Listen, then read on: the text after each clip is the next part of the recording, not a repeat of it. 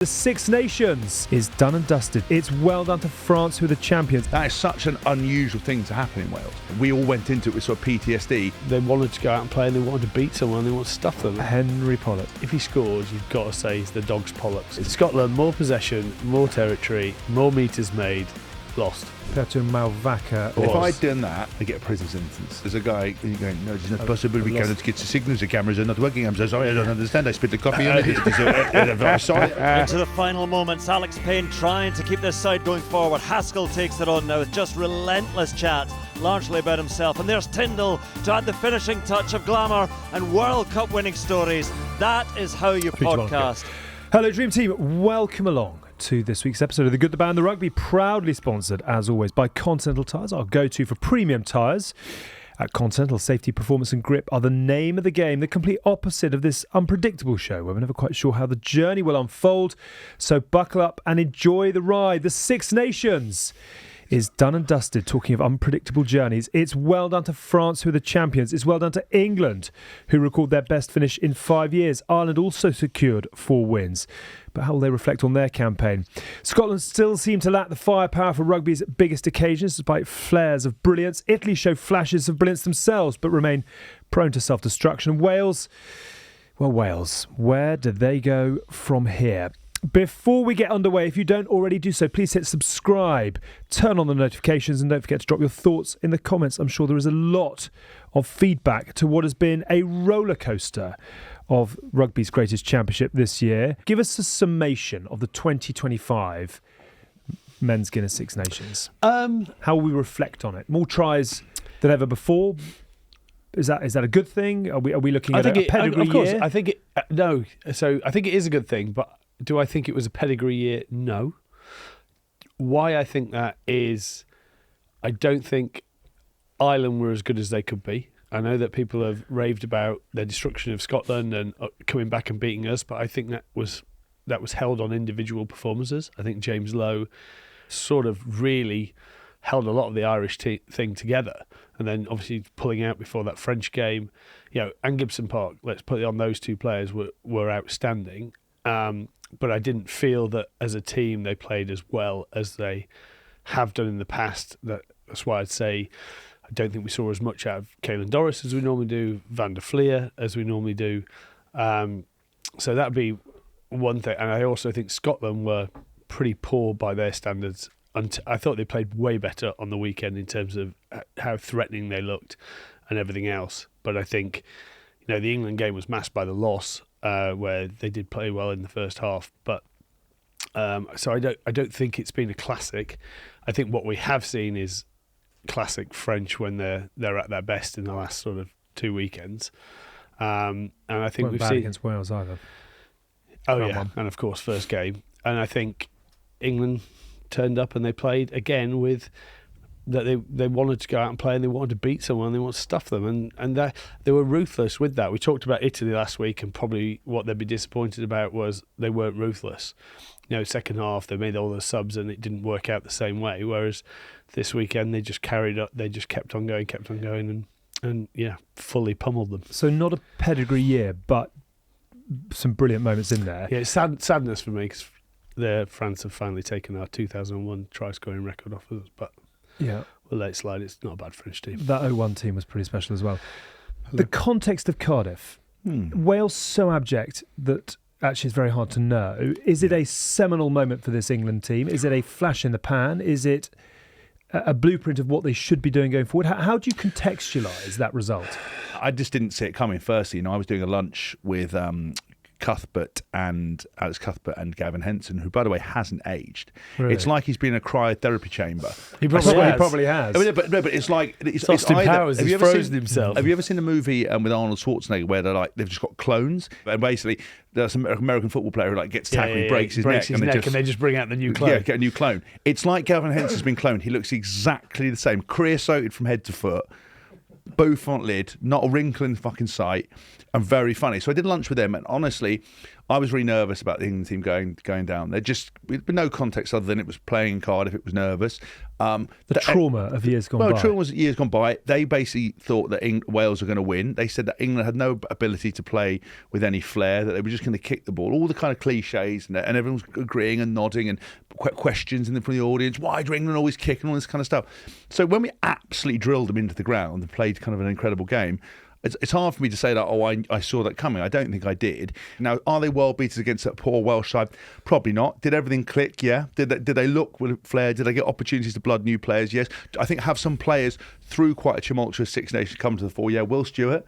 I think he's brilliant. On the plane. Yeah, he's on the plane. I think his footwork is a prop. He's looking more comfortable. He did try it quite a few times. He did. He got excited. He was doing it always the same. Yeah, and I think that's look. Cantering around like a pony at I think points. Maro is a leader. Has come to the fore. Just on Maro, because I know you're going to continue. Yeah. But the way that he sort of, Chandler Cunningham South coming on in second row, obviously not somewhere where he really wants to probably be. No one ever does, do they? No. But then him pulling him aside, taking his time when he came on, and just sort of probably not as simple as probably going through line-out calls, because it went more than that. But I think he was sort of saying, look, you obviously didn't want to be in here, but this is where we're at. This is what you need to do. And then what he's done with the referees over questioning of decisions, and there was a couple in the Welsh game as well where I think he's sort of taken that role up a notch. I think so. Fair play to him. So I think what you got to understand is that is such an unusual thing to happen in Wales, to win 65. It broke the record, and we all went into it with sort of PTSD, thinking that we were gonna lose or get beaten, but we actually didn't. So I just really enjoyed the Six Nations for what it was, which is a good spectre of rugby. It actually came down to a weekend where there were some different machinations that could have happened, because we were slightly concerned that France were going to run away with it. But actually, halfway through that second half or first half with Scotland, they were doing a job for us. I thought they were going to do us a favour. So I'm pretty level-headed about it. I think there's definitely progress. Found some good players. Tom Roebuck, he looked great when he came on. You wouldn't have talked about him before. I think Tommy Freeman cemented himself as he scored every single round. He looked great. I think Alex Mitchell stepped up again. I think Finn Smith's been a revelation. We found him during this Six Nations. So I think there's some really nice positives. Do I think we would beat South Africa at the moment? Maybe not. Do I think we can consistently win games? No. I think very few teams can. You'd say South Africa probably can, France can, New Zealand have wobbled. It's that kind of landscape. We've got teams still trying to find a bit of a transition, really. It does feel at the end of the tournament that the garden is much rosier, forgive the expression, than potentially it was coming in, I think, off the back of that autumn in particular. Can I just pick up on Hask's point around Finn Smith? Top goal kicker in the competition, 83%. Why is he running a different England attack to the one that Marcus was doing in the autumn? What is the difference in player? I don't necessarily agree with that statement. Things that are different, and what we talked about, is Marcus is a player who bounces across the field. He's not necessarily going to roadmap you around the field. He's going to have a look, head up, have a look, and play whatever he wants to see or whatever he sees. Whereas I think Finn, and you would say that Finn is probably a cross between Marcus and Fordy. He fronts up defensively, probably best out of all of them, I think. And then, he plugs and plays around the field in that way. And I think that allowed Marcus to bounce around the field and just find where he wanted to make his inroads, which I think he did exceptionally well. So I don't think it's a full change just because there's a change of 10 that it looks differently. I think this whole thing about structure is England's biggest, and their obsession with it. I think over these two games we've possibly seen a little bit of change to that. So when they have quick ball, they play. Mitchell can pick and run and then decide what he wants to do with it. And it's finding that balance. In the tight games, they haven't found a balance of trying to get quick ball and then play on it. And that's just... They also look, again, I don't want to oversimplify it. Where England looked good in this game is the tip ball, the interplay with the forwards. Yep. They, for example, the first 2 or 3 phases, they were popping the ball on. So again, they're moving the target. They're moving the target away. So instead of seeing Ellis Genge run straight into you, right, which is very obvious, he's suddenly got someone outside him, someone inside him. He's popping the ball. Meaning he's one further player out, cutting off more players inside. So if you ever watch South Africans, when they get to a touchline, every team gets to the touchline, then it has 2 forward runners, then it has 10, and then it has 2 forward runners, it has people at the back. If your forward runners run out and cut off, say, the 5th man, there's suddenly 5 players inside that ball. You have a breakdown, you then play and hit the forwards, you suddenly cut 10 players off. And by the time, so it kind of, that's what they were trying to do, and actually doing it really, really well.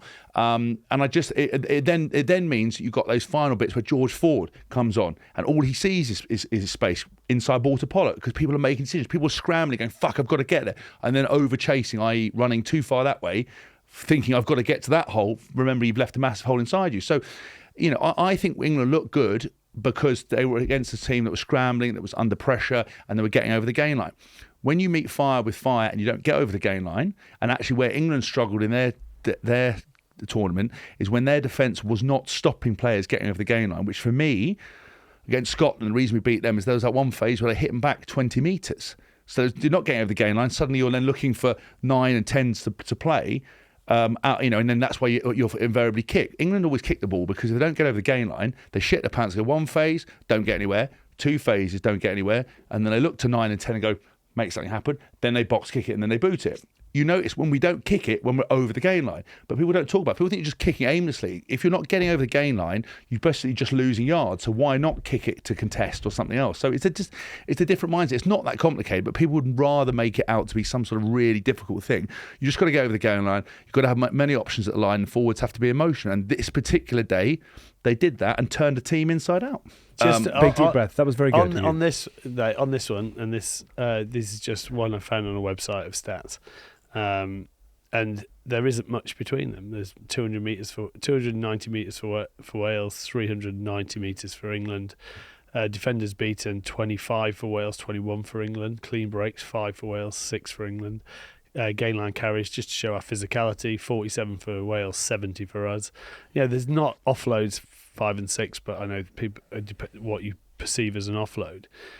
Our biggest and strongest thing throughout this whole tournament has been our turnovers. How well we've competed at breakdowns. We had 7-1, but everything else is pretty much even. But then it's turning those into tries, and that's being clinical is the biggest factor, really. I think that sort of explains an outcome. Yeah, I'm going to ask the question, which you may well beat me for. I don't represent everybody that kind of. We've never beaten you. We would want to beat you, but we can't. HR.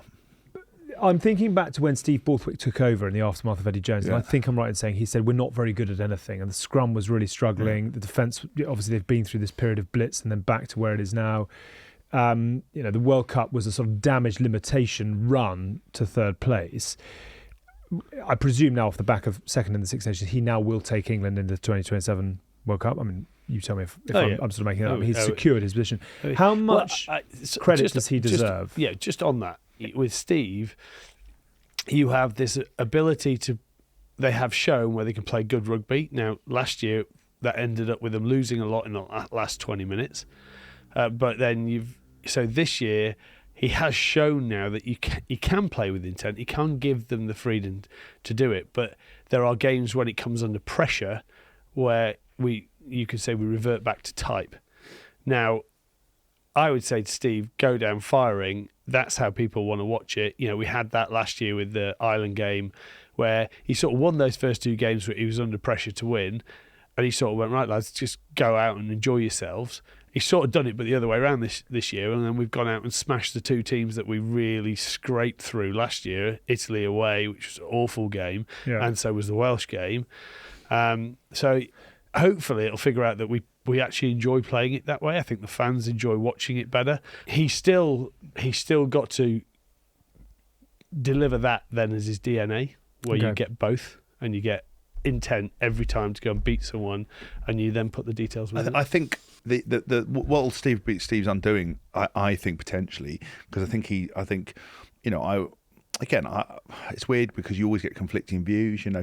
Snacks has dropped in some bombshells today about things he's heard and people have spoken about, and you've heard stuff, and people heard stuff about the squad and bits and pieces. I'm not saying, but also flame through everything. But I'm not. I'm just saying you reckon you got some inside track bits. I don't have any inside track at all. But I think we can actually, even if it's not true or it is true, if it is true, and the players have gone in going, we want to actually play a bit more.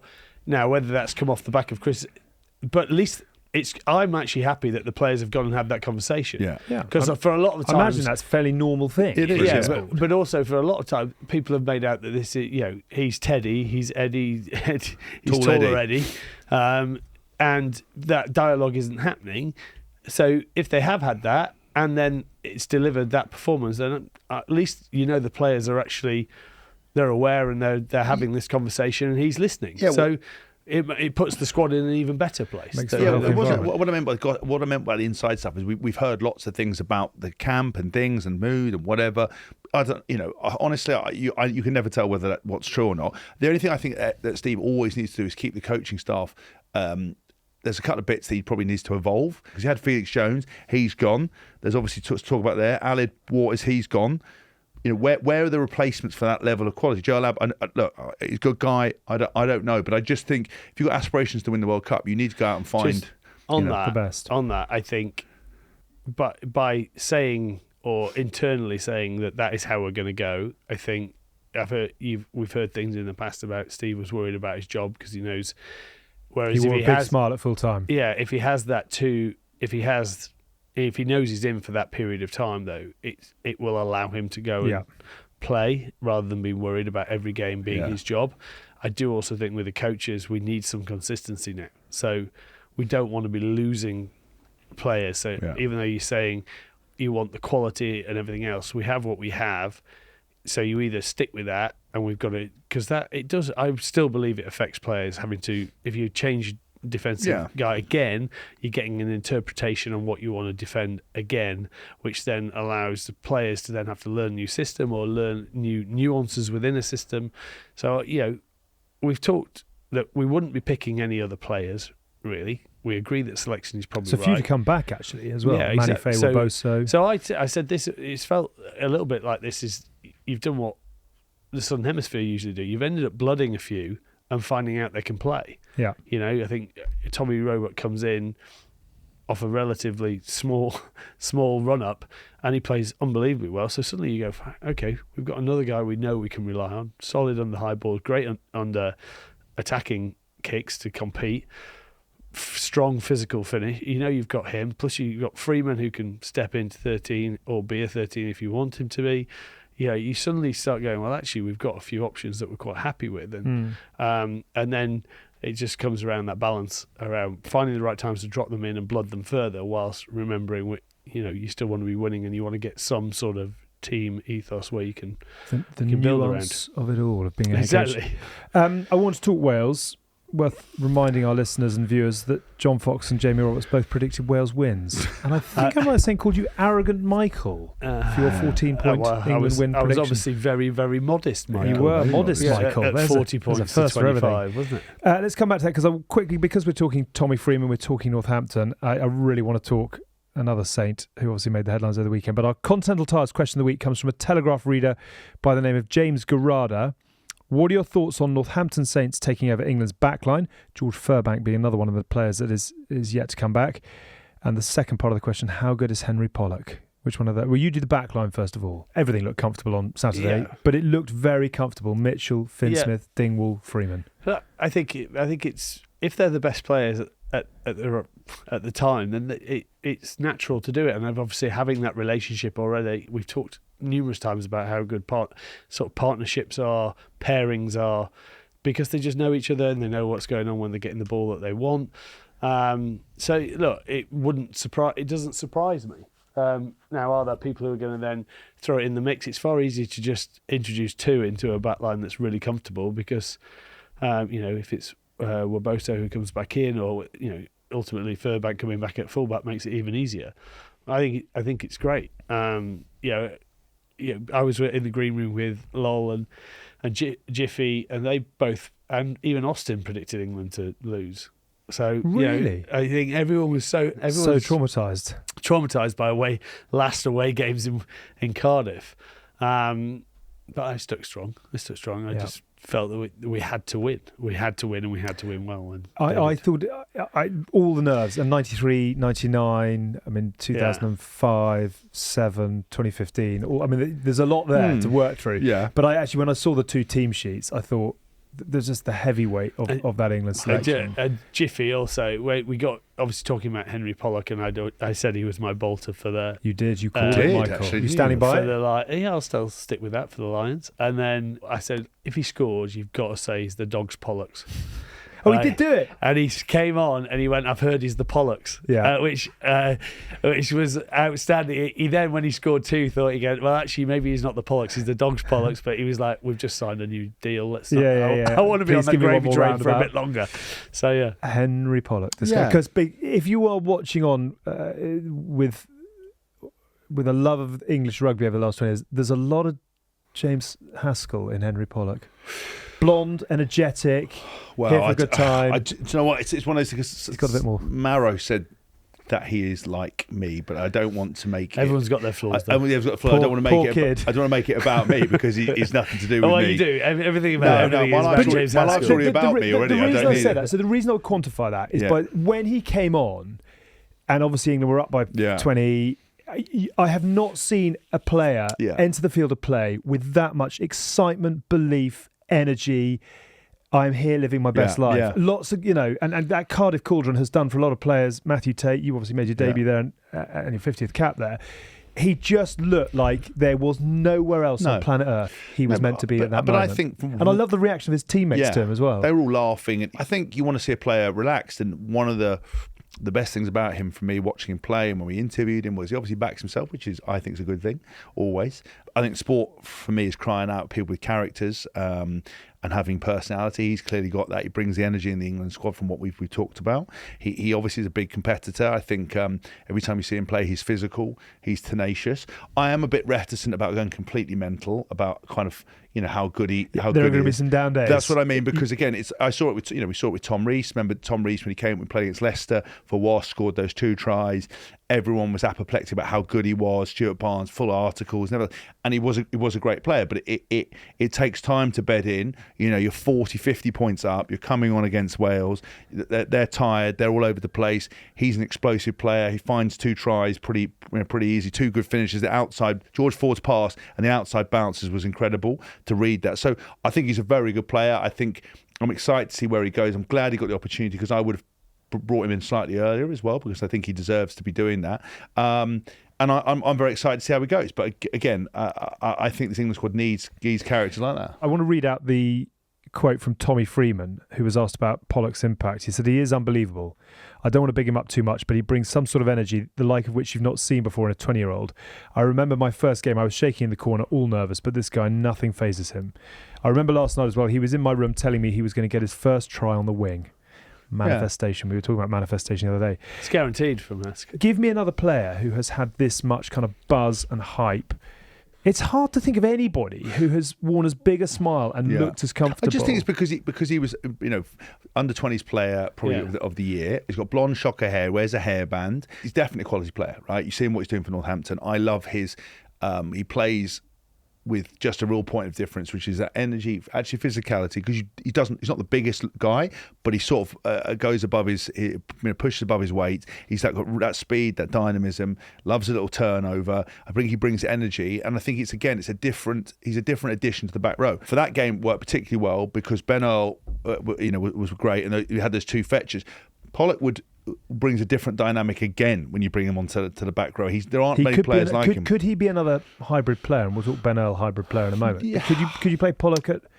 I mean, 12? I think you could play him on all 3 positions of the back row because he's explosive off the base. You could play him at 6. You could play him anywhere. I think it changes the complexion of a team. Like him at 7, him and 7, Earl at or Willis at 8, and then Earl at 6. You can or Tom Curry. Yeah, and it's nice that he has experience around him now. Whoever they pick in the back row, where he can just go off and be him and do what he does, and that's the reason I want to hype him up is not because I'm like perpetually an old man jealous. It's more because we just got a real habit of pumping people's tyres up here. Yeah. And then if you have a gregarious personality and something doesn't go well or they're the first piece we get chopped at the knees. So I'd rather just go, do you know what? Great debut. How exciting for him. What an amazing moment to see your family, your Scottish parents having a time of life, enjoying the moment.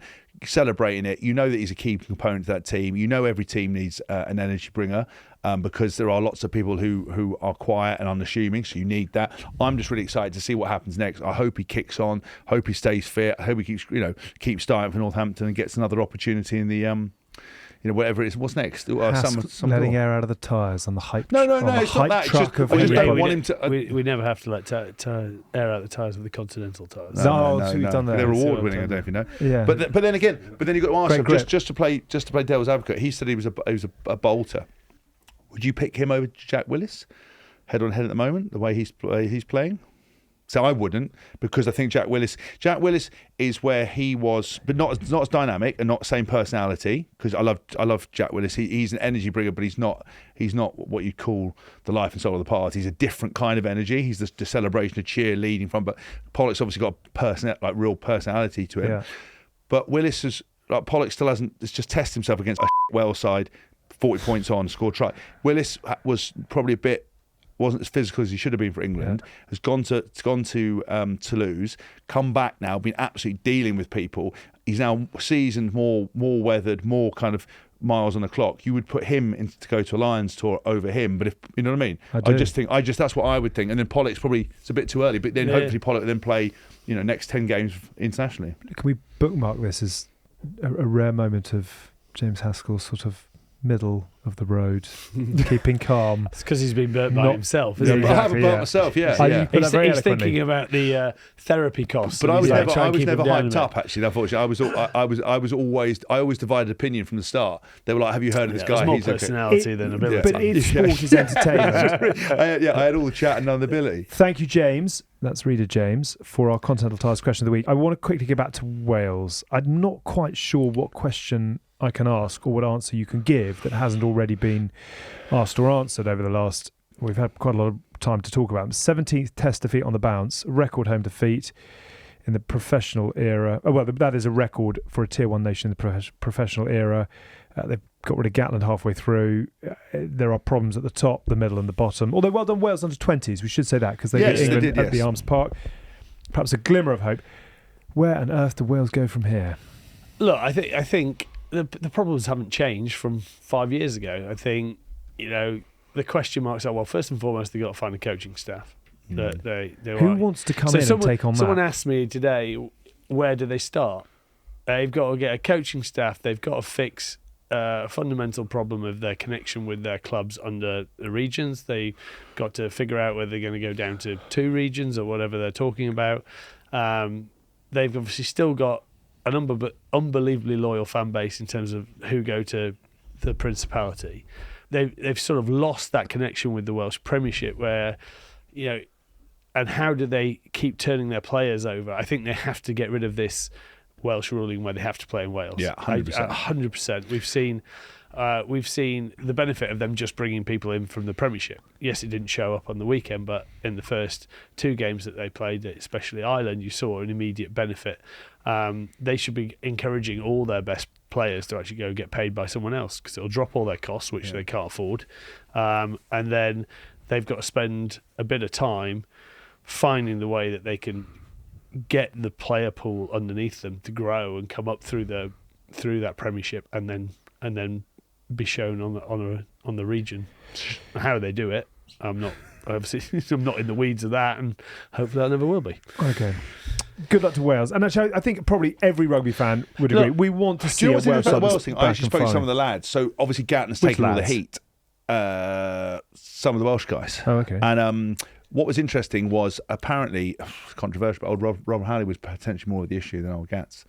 Apparently the review was slightly scathing in that department. So I think, unfortunately, it was then undoing of support staff and support coaching, I think, again. So not necessarily. It hasn't improved since they've gone, though, has it? Well, it hasn't, but that's what I mean. But it actually almost vindicates Gats, because they didn't win any more games without him, but they just put pluckier performances in. But I think they did look like they were playing, actually, for those 2 games, Ireland and was it Scotland, they actually looked like they're playing a different kind of rugby. They picked the players who should be in those comfort, but it was just a bit of a shame. I think Blair Murray looks lively at 15. Look, I think I was just thinking that if you go through the team, you've got Daffyd Jenkins, you've got Jack Morgan, Aaron Wainwright, obviously Thomas Williams has been is been amazing for Gloucester. Kept plugging pretty away. good. Yeah, Max Llewellyn's been great for Gloucester as well. I think Ben Thomas is a bit of a player.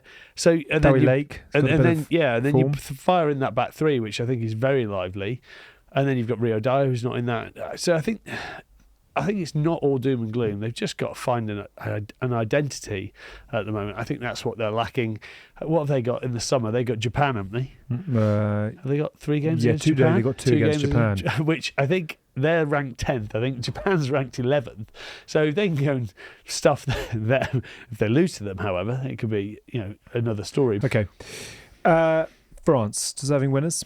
But yeah, I think they fully deserved it. I think Scotland really gave them a run for the money in that first half. I thought it was a different Scotland team. They were coming from depth. They were actually penetrating the line. They were playing. Blair Kinghorn was all over the place. I thought, Hugh Jones, elusive as he always is. Darcy's great, isn't he? Yeah, they're the little bits where they're class. Just him trailing. He'd scored that basically same try against England, didn't he? Just floating around the inside. What Hask talked about is if you get a quick ball and players can't fill, they've got to make decisions, and then the good decision makers can make the right one. And Finn Russell puts him in there, but in true France sort of style, they, for the first time, you could argue that they haven't done this. They rallied and just blew them away in the end and Took on the fully game. deserved it. Yeah. I mean, that leads on to 2 comments really. So Jamie Lyle, the commentator, Scotland scored 1 try from 9 visits to the French 22. Yeah. They carried for over 1,000 metres and forced France to attempt over 200 tackles tonight, yet couldn't build a bigger score. It's a gnawing issue. Mark Palmer in the Times. Scotland have fast been approaching a crossroads with the same old core failings that undermined so many previous campaigns, having been visible from space this time too. There have been some brilliant moments for Scotland under Gregor Townsend, particularly against England. But I think if you look at this campaign, it's a bit of a rinse and repeat, isn't it? And therefore, do you keep going with the potential of what Townsend can do, or do you gamble? But the risk is you go backwards. We've said this every Six Nations. I think, unfortunately, but I think we're probably saying it for one too many. Well, if they're going to make a change, I just think you. But that's the classic sort of fan thing, which is sort of it's not. next off the rank. No, but it's not the point. He's had a go. How many? So but my point only is, if you can find someone who you think is going to. It's not personal. We said it 3 seasons ago. Same thing. I was like, when you've got this mercurial team apparently and all these players, Scotland, more possession, more territory, more meters made, more defenders beaten, same clean breaks, but more game line carries, more passes, more offloads. Lost. But the thing with it is, so my point is, they just don't seem to have the bit to push them over the edge, to win consistent games and to win when they should and push over. So you've got to look at that and go, is that a psychological thing? Because it's not a talent thing based on those statistics. Sometimes changing a coach for a better coach, if there's somebody out there, can change 10% of the factor which will push them over the edge. The point is that it's nothing to do against creative, and I always feel like I'm knifing it. It's nothing to do with that. I'm asking more of the question from a business perspective. If you have a CEO of a company and profits are going in some are going up, but in some other areas aren't, and a plateau, you change it because that's the only thing you can change. That you can't find more players, you can't make them play. There isn't a magical style to make them better. So what is it? It's got to be some intangibles or something, and sometimes a fresh coach can come in and go, actually, I need to tweak that. Here's a new coaching staff. Take the same group of players like Eddie Jones did and propel them on, because that's the only thing I can see with Scotland, because there's nothing else to do. They've been at this now for 5 years. They keep finishing.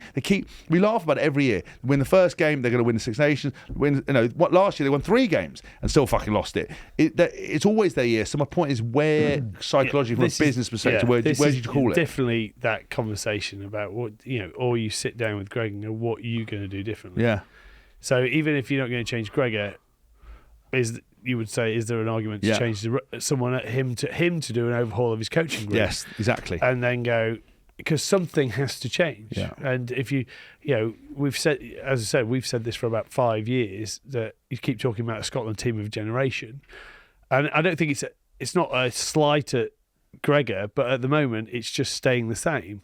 So are you happy with ruining a few parties for other people and occasionally having an amazing win, or how do you then go and get the consistency of going, actually we should be winning this title? What do they need that they haven't got?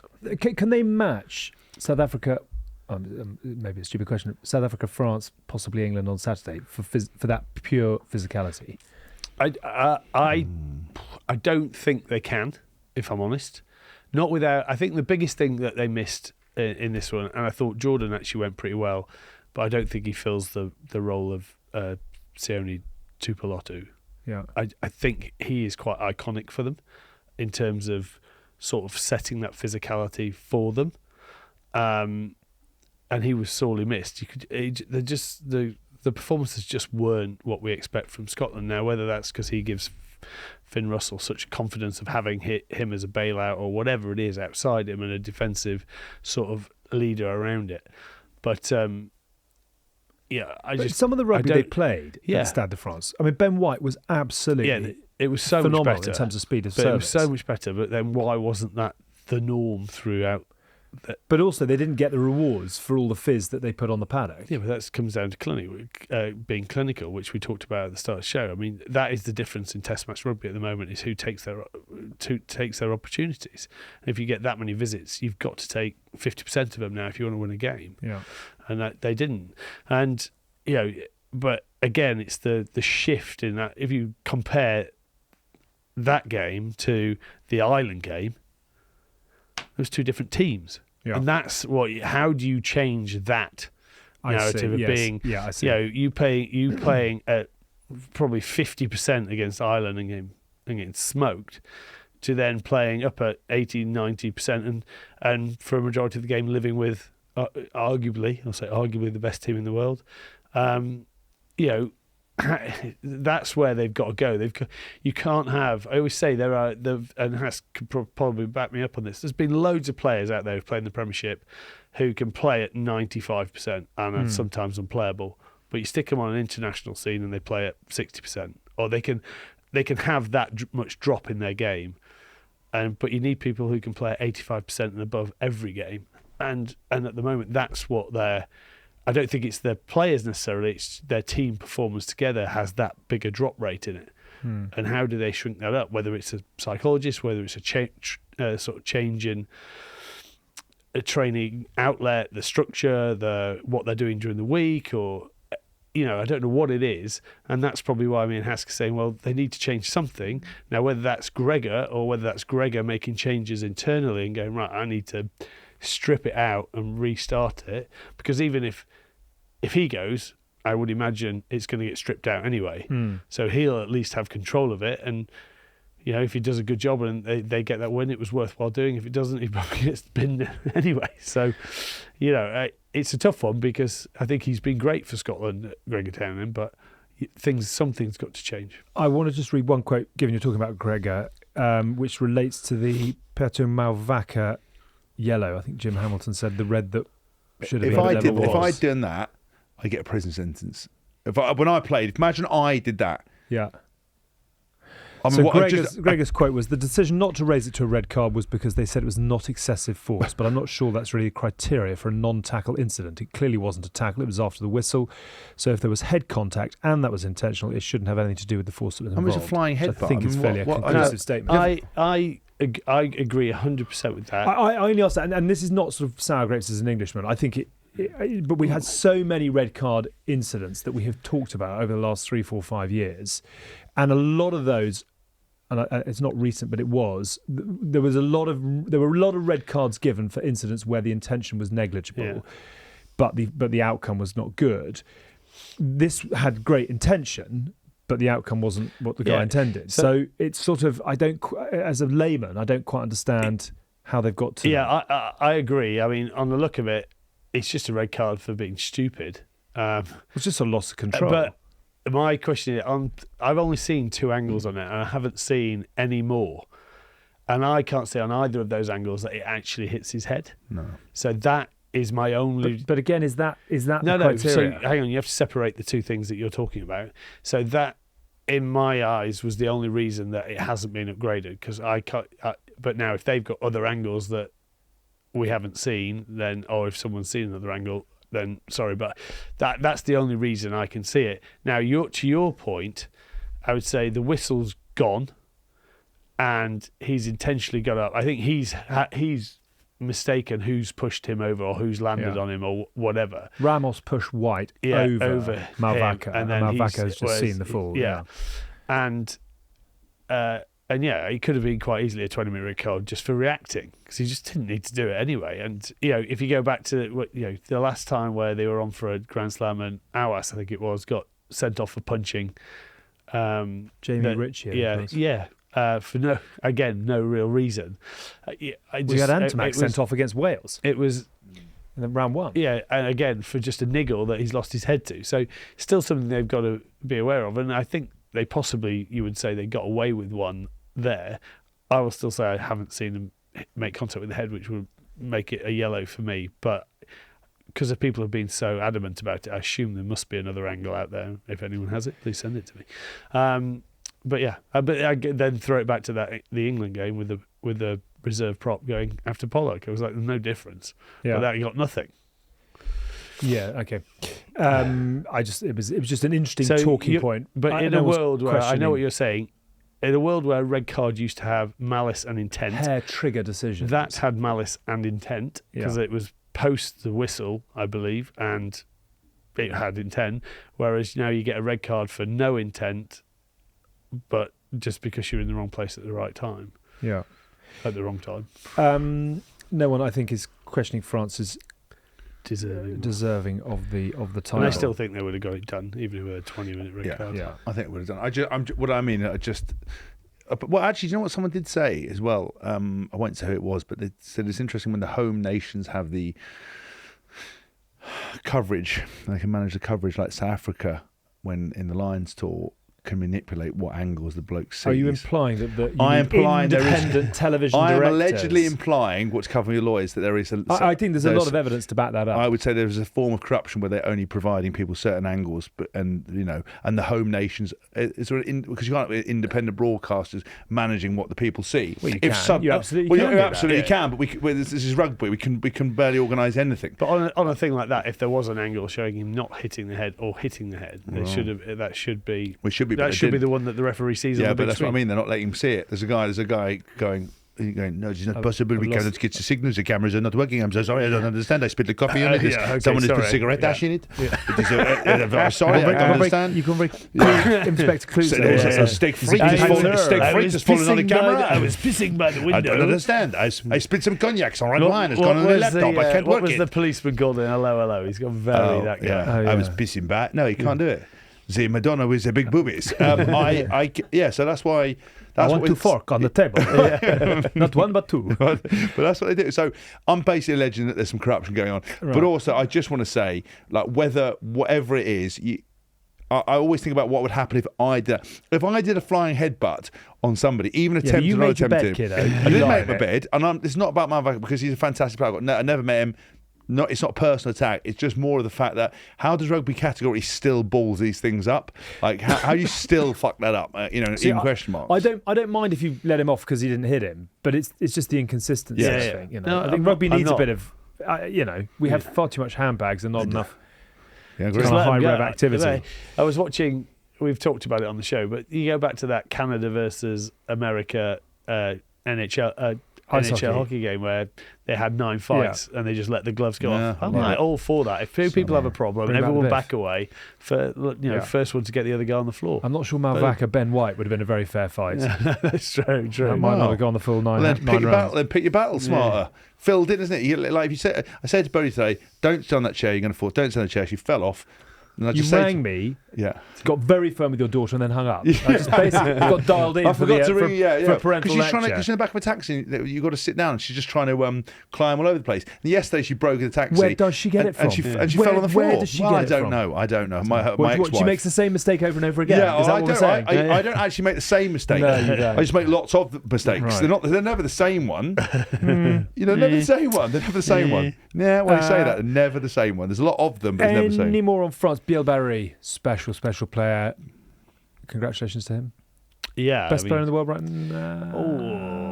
most impactful. You love throwing out hyperbole. don't you? I'm just throwing you Daily Mail headlines I think to play we with as you actually see have fit. got. It's always funny, isn't it? Because now we'll get always the Northern Hemisphere guys will be classed as the best player in the world. The and then best we'll is not get the right word, but the most exciting prospect he is. You wouldn't have thought that 2 years ago you could have had anyone better than Damien Payno, and he's just electric. I mean,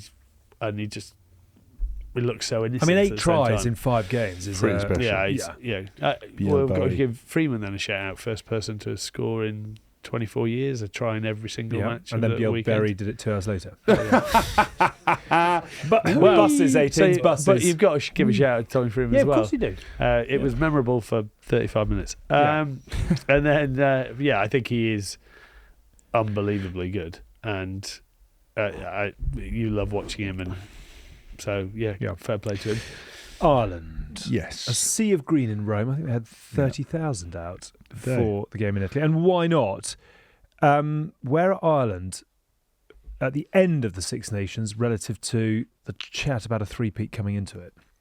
I'm slightly disappointed of not being a bit harder on this through this competition. I think. Are you sharpening the old? You've been jaded again. But we talked about it in the autumn that it was clunky, wasn't as smooth a machine as it normally is, and I've felt it's been.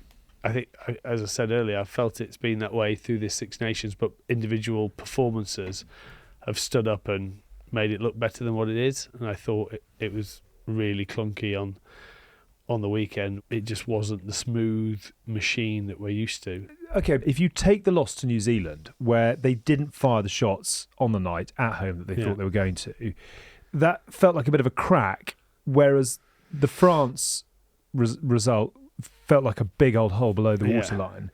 Can they mend that? Or when you then take out the, whatever it is, probably 500 caps of Cian Healy, Peter O'Mahony, Conor Murray, you're taking a lot of experience out. You have got a bit of a question mark now over who is your best 10. You've got Prendergast cemented himself as the best. Well, no, because they then dropped him and brought back Jack Crowley. So did they? It's what are you digging out? You're going to stats. Their depth chart, actually. Oh. Right. But my question is Ireland about to go through a phase of rebuilding? I mean, you're about to take out all your coaching staff for the Lions as well. It sort of feels like other teams have got more wind in the sails.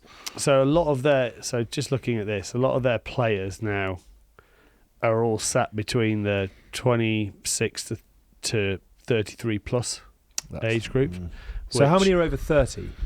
Over 30 is orange. So in their squad currently, over 1, 2, 3, 4, 5, 6, 7, 8 of their starting 15. So 8 of their starting 15 are over 30. Whereas England got the second youngest squad according to Steve Borthwick. And then their backup, you've got 1, 2, 3, 4, 5, 6, 7 of their second string, or you would say that's Cian Healy, Beelum, Henderson, Conan, Robbie Henshaw, plus then Stuart McCloskey are also over 30.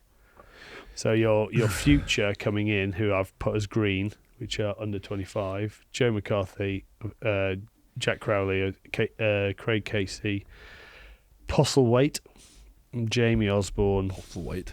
And then it's not until you get to the third string that you've got the really young lads. So I'll get back to the original question. Are Ireland about to go into a phase of rebuilding transition? No, I don't think, because rebuilding, kind of transition makes out they're going to disintegrate. They're still going to be up there. They're still a very, very good side. But when you're talking about a top tier of international rugby, where it is about the finest of margins, if you are having to bring on, I mean, what it feels like is that England have been through that because they've said goodbye to great experience, Owen Farrell, Courtney Laws, Johnny May, etc. They're beginning to bring through the next crop to own it and carry it forward. Yeah. Are Ireland about to go through that, where they say goodbye to experienced players? Or can they transition without losing any speed? Well, Shane Horgan says they got progressively worse during the Six Nations. So they, so what he thinks they would be. I think you're going to go through a patch where you've got to find some extra players. They don't know who kicks on and replaces those. I think they are definitely in a bit of flux, but I think they could be easily with a couple of additions of some players perhaps we don't know, or players that will come into form would do well. I would still say that within any team you need a bunch of 26, 29-year-olds. So if you go through who they're going to be relying on, that is still Andrew Porter, Dan Sheehan, James Ryan, Caelan Doris, Mac Hansen, Hugo Keenan. So you've James still Lowe. got Rumours their demise have been greatly exaggerated. Yeah, so you've still Yeah, that's got. what I mean. I would still say you have got a good core of players then to bring the youngsters into. Okay. So I don't think it's too bad. No. I just think they need to start maybe on the summer tour, blooding some of those. So the flip Younger side of that guys. question is, and you might absolutely disintegrate this, but Well, it's a stupid question for you. when it takes a very long time to build an aura, a fear factor, Yeah. a psychological advantage, you can lose it very, very quickly. Has that French defeat for Ireland, where they were bullied off the park, has that opened the door for others to think we'll have a piece of that? Yeah, I of course, I think so. Especially for France, it's been their bogey team for. So I think people will not mind physically taking them on. And also the way that they did it through multiple different channels. It was pick and goes around the base. It was going wide and sort of having success out there. It was little pops through the middle. It was a complete performance by France where they changed the point of attack. They changed the style that they were going to attack, and it really had Ireland guessing, whereas normally it's Ireland who's posing the questions and trying to keep you guessing. Yeah. And it's very rare that happens. A word on Italy. More things change, the more they stay the same. They should be really positive because they're maxing out their resources and playing a really good brand of rugby. And there's a couple of players that are playing for them that you would now put into other teams, whereas you wouldn't before. You would have put Parise in there, maybe, well, definitely in someone's starting lineup. Maybe a couple. Now you've got maybe 5 or 6 that could definitely play in either opposition. And actually, I thought we're quite. If you had a Lions tour, would you pick a couple in the centre? I think if it, I know it's easy to say. Obviously, that French destruction of them is the one thing that's probably casting a fair bit of shadow over there. I think England's performance was good and got messy towards the end, but The Scotland performance was very good. Yeah, Scotland performance was good. I think obviously the win against Wales, superb, getting your win, and then you mixed it with Ireland on the weekend. And look, they've got great players, and I think their 20s are beating people as well, so they're going to get another generation. Italy came 4th in this year's under-20s. But they 2 won wins from 2, 5. did they? They won from 2. Ireland came bottom. Interesting. Yeah. France were champions. Which also poses a bigger problem for Ireland. Yeah. Really going back. So look, I think they'll continue developing. They'll continue getting. I really like. It's Casada, isn't it? Gonzalo Yeah, Casado. Gonzalo, It's a lovely Casado. lovely Lovely guy. human Did you being. play with him at Stad? No, but I met him a few times at Stade. I worked with him a few times. Great man. Great man, and it's on Full Contact. It was the best thing to come out of Full Contact. It was how he gets the boys to connect and how much they speak positively about him. So it's just now working on little bits of detail, and we know they've got attacking threat.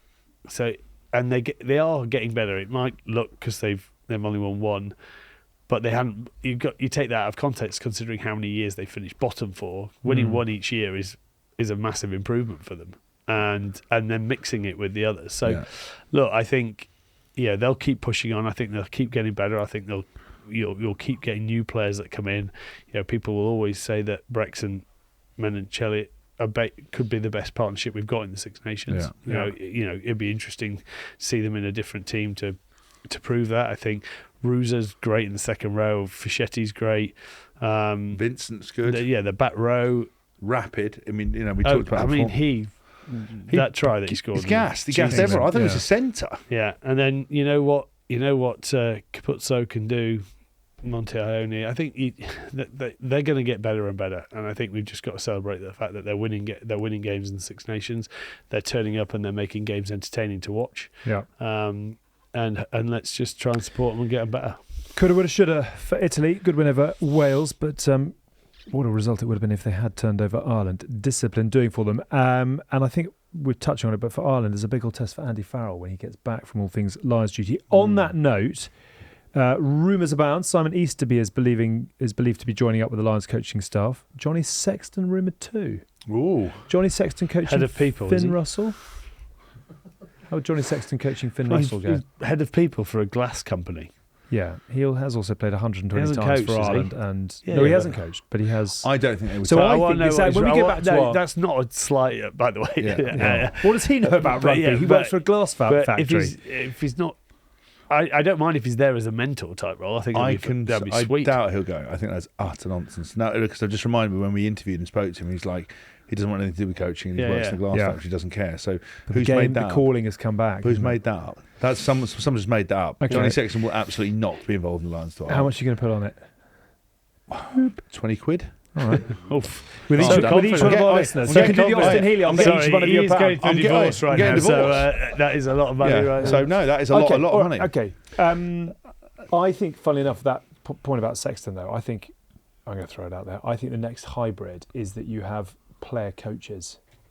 And on that note, that leads on to our Howden Lions watch, because I've got a player coach, George Ford. I'd take him as a coach, but say you can play as well. He doesn't coach. How big an impact does he have on England's attack? I think it's very well. I think I couldn't tell you now, but he does have. Yeah, he's got an impact. But we like for 4 games we had to go at England's attack. Yeah. Sorry, George. I had thought you were corner. Now you're sacked. That didn't last very long. No. Whether you take George Ford as an international 10, he's about to get 100 caps. We know he can steer a ship. He played very well. He can do the bits and pieces, even though there was a bit where he came on where everyone had a meltdown. I can't remember which game it was. The Ultimate International. All blurs but he into wasn't one. fit then. Well, it doesn't. Listen, I'm not having a go at the bloke. I'm just saying to you, we know he can do that. He's a world-class operator. He's actually not that old still.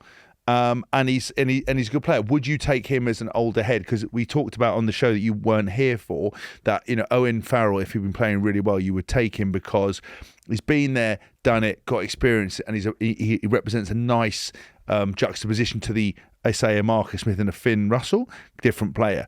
George Ford could do that. You could take George Ford as the third 10 to know that he would raise the standards, challenge people in training, make sure the midweek team was on point, offered a different point of difference. You could do that. That part is a good idea. The bit where he's an unfounded, unqualified, unexperienced coach and taking him on a Lions tour. Hey, everyone laughed at Eddie when he said Ben Earl at centre. But where did Ben Earl finish the game on You're Saturday? talking he wouldn't go down as a coach, though, would he? No. Right. Howden will be helping ensure greatness for our boys in red out in Australia. It's time for our Howden Lions watch, where we will discuss who we think should be on that plane come June. Can we just confirm that the people we've selected are still inked in? So a simple yes or no. Will Stewart?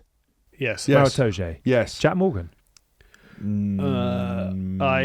Heavy pencil? Heavy pencil. Yeah. Rory Darge? Pencil. Heavy pencil. Tom Curry? Yes. Jamison Gibson Park? Yes. Sam Prendergast? Yes. Light pencil. Light pencil. Light pencil. Well, okay. Bundy Aki? Yes. Yes. Sione Tuipulotu? Yes. Amazing how often you can become a better player without playing, isn't it? Yeah. Hugh Jones? Yeah. Van der Merwe? Yeah. Freeman? Yeah. Darcy Graham? Yeah. James Lowe? Yeah. Blair Kinghorn? Yeah.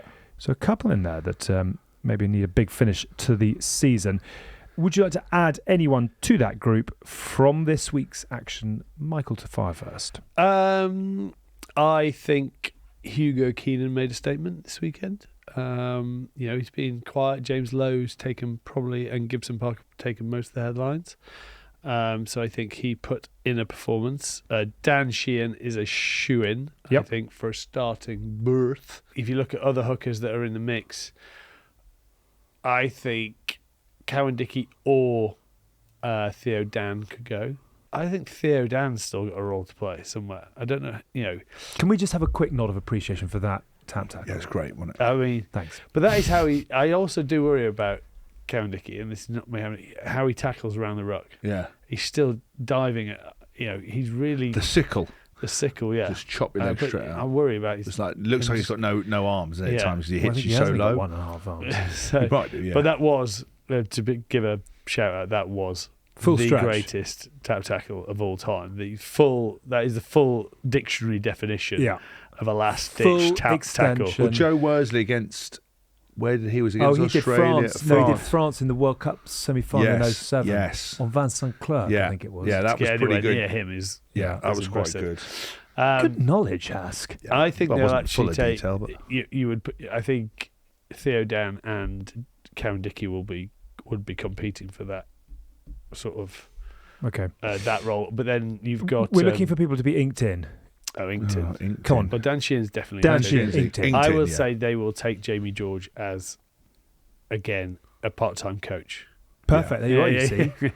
They're going to take 30 players and 30 coaching staff. I think he'll go... Paul O'Connell might take a jockstrap. He'll he go. goes? He'll go as a safety, and I think he did well off the bench as well. So I think he's a reliable number to come off the bench. Would you take him rather than? Darts have been good for Jamie. Yeah, they've been Great good. experience. Yeah, third tour. solid scrummager. Sure. I just don't. Yeah. And can play off the bench. He sort of changes the way he plays. He's made a great impact on each time he was off the bench. So I think he would be a good bench hooker for them. Okay. I think if Dowie Lake had more time, the problem is he's not in any big games in the European Cups, so he's not got much of a platform to put his case forward. I'm going to throw you a curveball off the back of Saturday in Cardiff. Jack Morgan is in our squad, but only in he's gone down from ink to pencil. Could we see a Lions tour without a single Welsh player? Do you have to have a Welsh player because it is the best of all four? Is there room for sentiment? 25-30% of the fans that travel will be Welsh. I don't think you have to do anything. I think would you... I don't think many fans would, even Welsh fans would expect many to get in. Okay. Thomas Williams, Nines. Thomas Williams and Jack Morgan. Jamison Gibson Park is inked in. Yeah, so I and reckon then you've got it's Mitchell, very, White, and Thomas. and Yeah. Thomas Williams. I think it's very close between those. Has there ever been a squad with just one player from one nation, or was there more than one? I think there have been squads with very, very, very few. I'm not sure there's ever been a squad without. I think you can do that. I just think, I don't know whether business-wise you could get away with it. Okay. Great. So anyone you'd like to chuck in there? I'll tell you what I'll do. I've got a whole selection here. You can say ink or pencil or neither. Genge. Ink. Schumann. Ink. Porter. Ink. Fagerson. Pencil. Furlong. Pencil. Chesham. Light pencil. Really? I don't know. Ryan, But Toji. but what goes on Chez's, because he can cover back row. Yeah. It's very handy. And he has been playing well. Yeah. Tyg Byrne. Ink. Doris. Ink. Ben Curry. Pencil. Earl. Ink. Ink. Mac Hansen.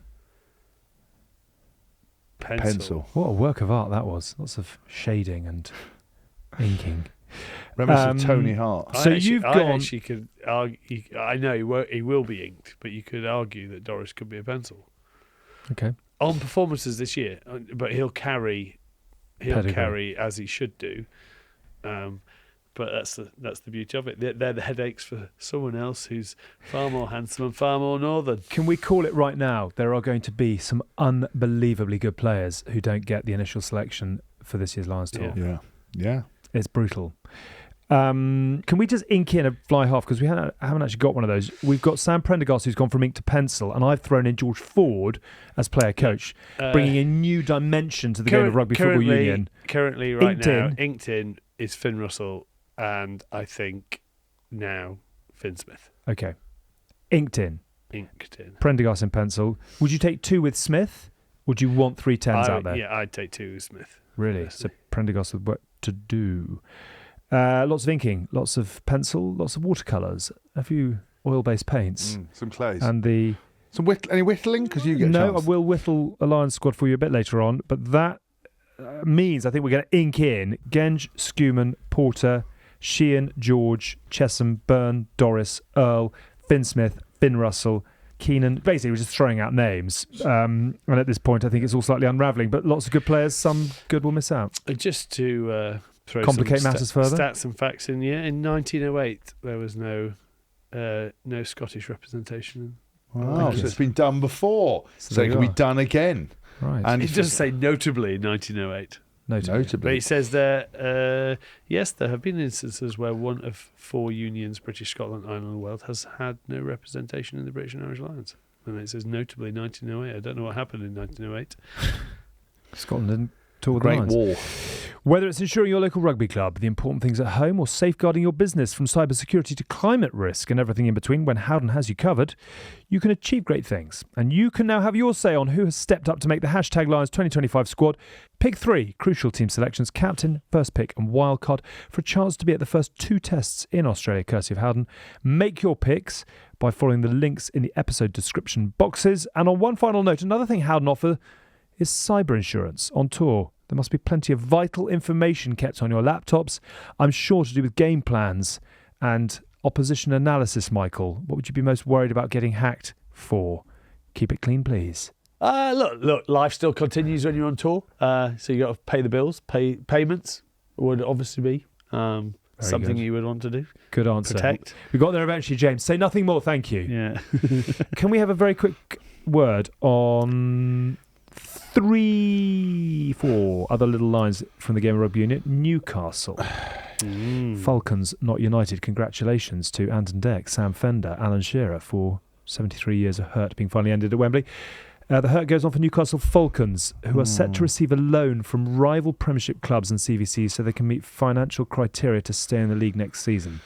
Understood to be between 3 and 4 million. Well, that's going to work, isn't it? Well, that 4 million quid's just going to go like that. Well, but it won't go into the club. It'll go to paying off the government. Yeah. The government needs to actually play a Restructure role. the finance. They just need to wipe it off and allow clubs to actually take some money on board that can actually go to the club. Right. Because no one wants to get involved because they have to pay 12 million off to the, which I'm not sure everyone is 12 million, but on the balloon payments they got in COVID.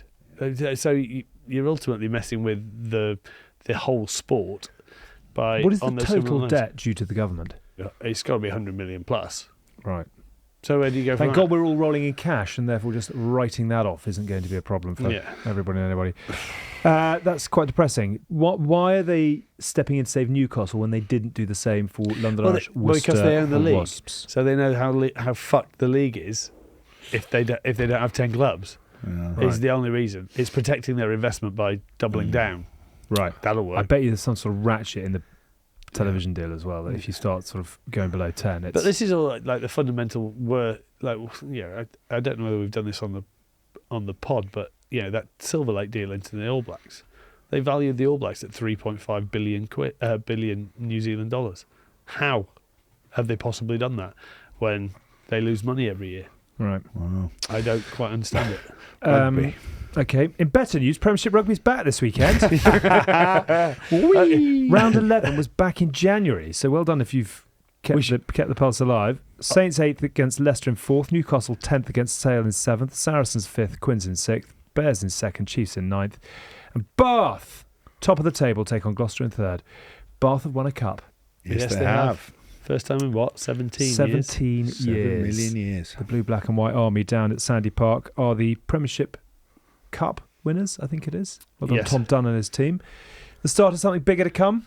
About bloody time, others might say. Yeah, look, I think, and this goes to the argument of like Finn Russell and Lions. I think if you take his form in for Bath in the Premiership, it's been outstanding. So, look, I think we picked them at the start of the year, and I think at the moment there's no reason to look much beyond them. Bristol will put their hand up saying, "Look at us," but Bristol Bath at Twickenham. can I do the shout out to the Gloucester Harbour Yeah, ladies? you do that. But actually, can you do that in 10 seconds? Because I quickly want to say that Paul Gustard has asked Stade Francais to be released from the final year of his contract, which was due to run until June 2026, in order to join English club Leicester as their director of rugby starting next season. The decision is in the hands of owner Hans-Peter Wild. Paul Gustard at Leicester, a homecoming of sorts. Paul Gustard's great coach, been away. Not gone that well at Stade, but No. maybe home to home. Does it ever go well at Stade though? Well, I'm not sure. Like Stade and Racing are Tricky poison chalices. tricking, yeah. Interesting to see how that unfolds. Would you like to do a shout out? Yes, I would definitely like to do a shout out to the Gloucester Harbour ladies who got their, what was it, three-peat? Is that They the were right word? 19-5 down at one point, I think. Yeah, but that was the same as I took the girls to watch them in the semi, and they went down. They were down 14-0 and then came back. I think they like doing it tough. Well done, Lamo. And it was quite interesting that they actually have done an unbelievably good job on their socials, Gloucester Harbour, and they had her giving her post-match, post game, and tears, and then diving in the plunge pool and everything. So, well done to them. Three-peat achieved. Yeah. Now, as you can imagine, we would ramble on and on and on and on if it wasn't for our team calling time on us every week, but all that is about to change thanks to our new partners at Watches of Bath. Whether you're looking to purchase, part exchange or sell your timepiece, Watches of Bath has you covered. And it's with thanks to Watches of Bath that every month we'll be putting one lucky grassroots player to the test alongside the boys, all in the name of winning a cash prize of up to £5,000, which is what you gave out last week. £5,000, yeah, we did. Yeah, final smackers. answer was Paul Doran Jones. Did you In get the it? week that we saw Did you Paul get it? Doran Jones. Pardon? I did get it, yes.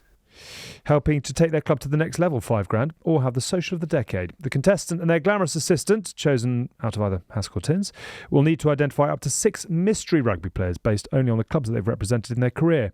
So if you think you have what it takes, please head to the link in the episode description box to fill in the entry form with your club's name and details for your chance to win.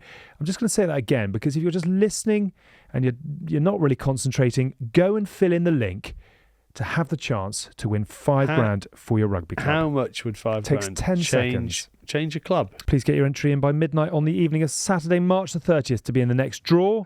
All entries have to be UK based and it has to be money used for the club, not for personal use. Remember, Watches of Bath is for all rugby fans. Head to wobgroup.co.uk for more information. Right, do you want to do a bit of black eye blasting? Black Eye Blast. It's been a good week. We sold out in Waitrose. Did we? Yeah, we sold out in Waitrose off the back of our Shut tasting there. the 26 front stores. door. They've had to go harder and deeper into a new order. And they Sounds like should me. be buying it because Black Eye Gin is dedicated to supporting rugby players both past and present by donating £1.50 from every bottle sold. This is one double gold in San Francisco. It tastes It's a good tipple. incredible. For extra content, don't forget to subscribe to the Lockdown. £3.99 per month. Get your audience questions into us using the email info@goodbadrugby.com. This Father's Day, Sunday the 15th of June, give your dad a gift he will never, ever, ever, ever forget.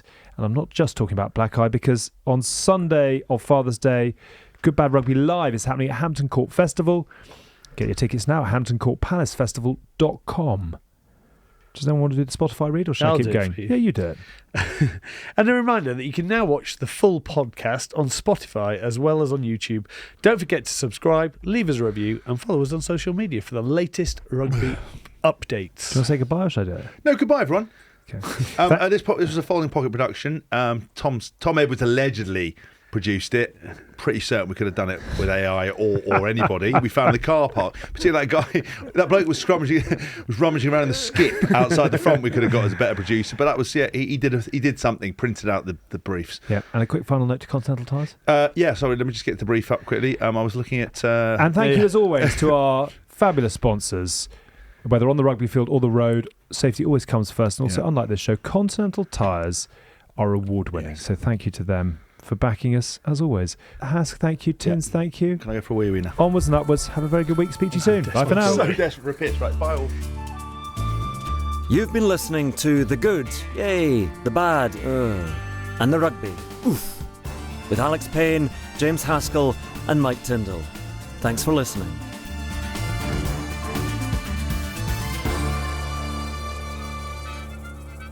Are you going, no, it's not possible. We cannot get the signals. The cameras are not working. I'm so sorry. I don't understand. I spilled the coffee on it. Someone has put cigarette ash in it. It is I'm sorry. I don't understand. You can break Inspector Clues. A steak frite has fallen on the camera. I was pissing by the window. I don't understand. I spilled some cognac. Some red wine has gone on the laptop. I can't what work was the it. policeman called in Hello Hello? He's gone very that guy. Yeah. Oh, yeah. I was pissing back. No, he can't do it. The Madonna with the big boobies. Yeah, so that's why. I want to fork on the table. Not one, but two.